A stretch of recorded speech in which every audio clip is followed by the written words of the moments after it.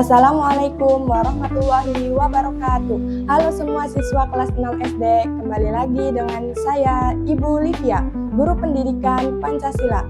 Dalam video pembelajaran kali ini kita akan membahas tentang implementasi nilai Pancasila di era digital. Ini adalah materi yang berhubungan dengan pemahaman kita tentang hakikat Pancasila dalam kehidupan sehari-hari. Berhubungan dengan pemahaman kita tentang hakikat Pancasila dalam kehidupan sehari-hari ya, era digital adalah zaman serba terhubung. Oke, langsung saja kita bahas tentang Pancasila di era digital.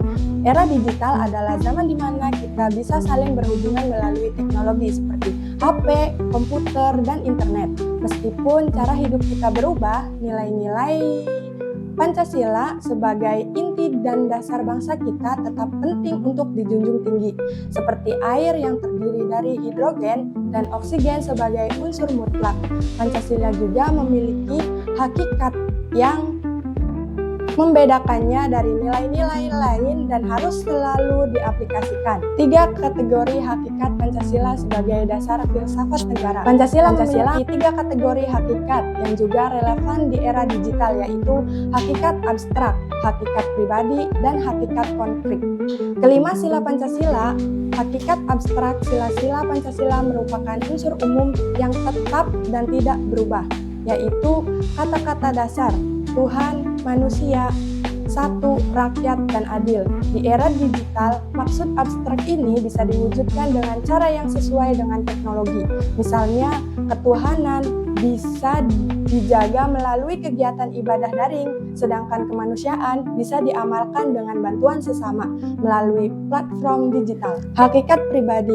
Di era digital, hakikat pribadi yang memiliki ciri-ciri khusus bangsa Indonesia seperti adat istiadat, nilai agama, dan karakter bangsa. Di era digital, kita bisa memperkuat hakikat pribadi ini dengan menyebarkan konten tentang budaya Indonesia, menghargai perbedaan suku dan agama di media sosial, dan menggunakan bahasa Indonesia yang benar dan sopan.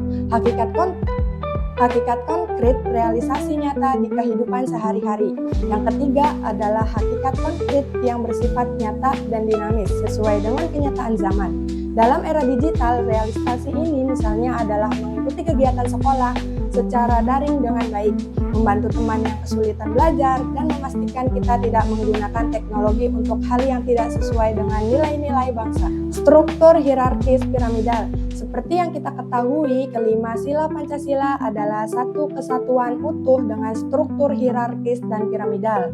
Sila ke-1 ketuhanan melandasi sila kedua kemanusiaan, sila kedua melandasi sila ketiga persatuan, sila ketiga melandasi sila keempat kerakyatan, dan sila keempat melandasi sila kelima keadilan. Di era digital, kita harus pastikan implementasi setiap sila saling mendukung.